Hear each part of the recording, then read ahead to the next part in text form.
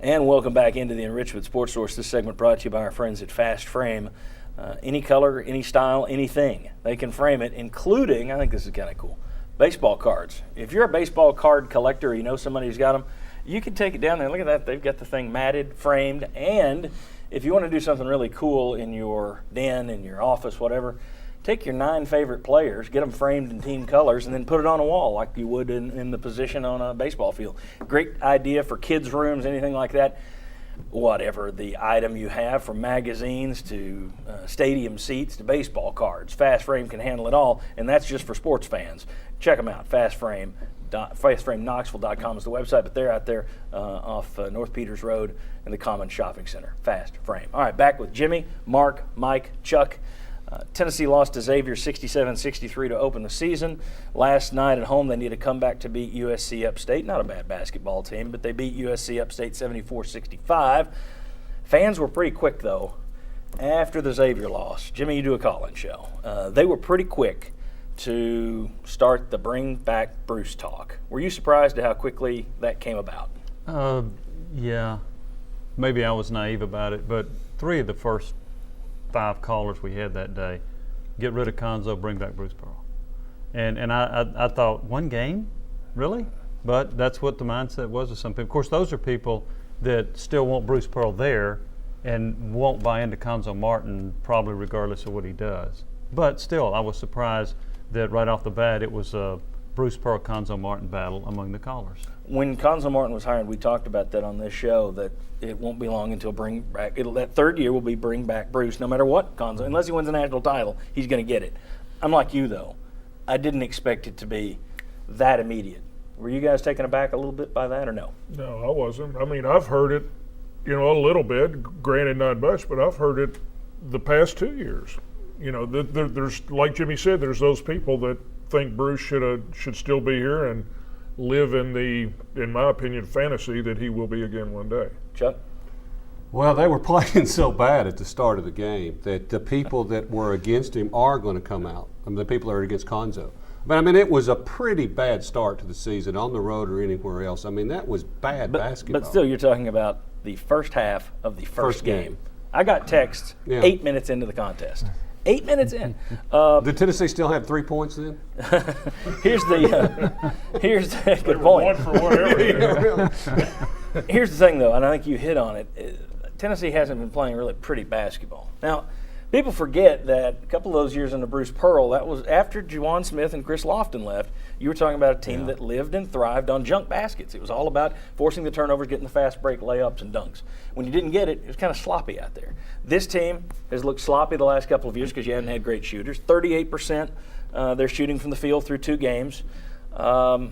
Mark, I'll start with you. Is this going to be another year of fans sitting there saying, this is ugly basketball? Well, if I remember correctly, towards the end, like you had mentioned with Coach Pearl, we ran our cutters offense. And so many times we heard, well, they're just standing out there holding the ball, passing it back and forth, and then in the final 10 seconds they try to go make a play. Yeah. Well, now with Coach Martin, it's they're moving, they're passing, but yet they're not shooting. I mean, it's back and forth, back and forth. This is obviously the first time I've been on this side of it, and to see and to hear and to get text messages 8 minutes into a game, it's unbelievable. It's not going to happen. The Bruce Pearl thing. Yeah, God bless Coach Pearl. I love him. It's not going to happen. And it's all about winning. And as we continue to mold this team together, make the NCAA tournament, it'll always be in the background because let's face it, Coach Pearl at the time was a top 5 college coach. It is what it is. But yet, he's not coming back here. He's not. And Coach Martin is gonna be the guy that leads us forward in the NCAA tournament this year. You worked with Cuonzo Martin right up until a few months ago. What do you see of him? I mean, is this a guy who hears any of this talk? I'm sure he does. He's not going to let anybody know he's paying attention to it. But do you think he hears it? No. Well, I shouldn't say here. I mean, we live in a world of You're mass in the bubble, media yeah. and everything's going. But he doesn't care. He truly, right now, I guarantee you, he's in the office, or if he's done from church, but he's in the office watching film, and he's probably already watched the game once already, and he's watching the opponent. He cares nothing more than helping our guys be successful as men and win basketball games, and he'll do whatever he's got to do that. Winning is the key. If you win, you're loved. But the bottom line is, not only is he replacing a guy who won here, he's replacing a guy who was part cheerleader.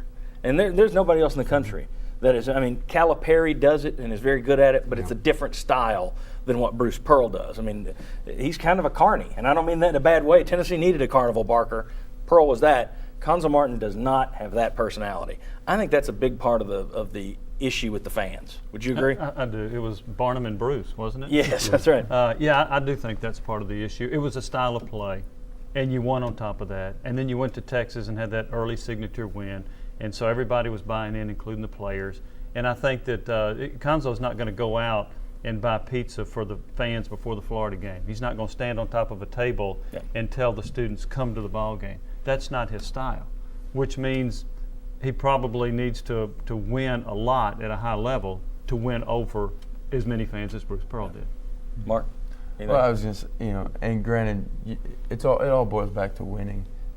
Nick Saban's not standing on some table handing out pizza. That's not his personality. He's won, obviously, at an elite level, but that's what it boils down to, is we just got to win basketball games. Thoughts, guys? Anything to close out this segment? I see Cuonzo from year one to now. I see him reaching out a little bit, being more demonstrative, being a little sensitive. But you are who you are, and like Mark said, win. And to me, these games now are really, to me, like preseason games. They're getting you ready for the SEC.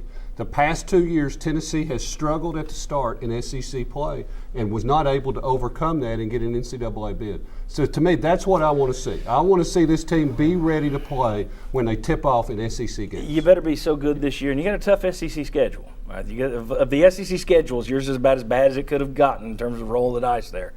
But you hope you play well enough late that Xavier does not come back to bite you in the RPI come Bingo. March. Yeah, you better make some hay early, too. You can't just do it in the SEC, because the SEC record the last 2 years has been pretty good. Yeah.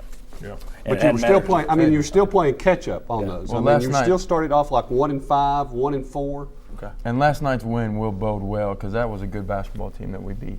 Okay. Mark Pankratz, thanks for being with us today. We're going to see you throughout basketball season, along with Don DeVoe, along with Isaiah Victor. Glad to have you as part of the team. Thanks for having me. And when we come back, Bob Hodge rejoins us. We're going to talk about why Tennessee needs to do some self-scouting this week, and is Tennessee's offense ready for a turnover-fueled Vandy defense? Come on back on the Enrichment Sports Source. Miss an episode of the Enrichment Sports Source? Catch up online at sportsource.tv.